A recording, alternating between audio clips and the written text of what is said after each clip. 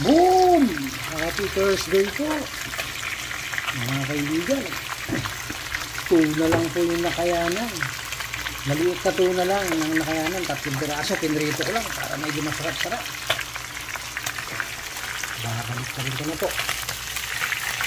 Ayan. Ayan. Sarap. Tuna. Napaglaran ko yan ng okra. Yan. Yung talbos pa ng kamote yan. Hindi pa dumarating. Naman po ang nakayanan ngayon. First day.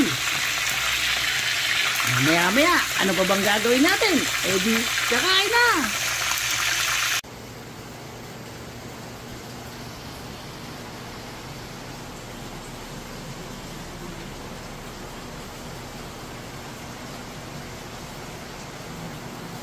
Kakain na!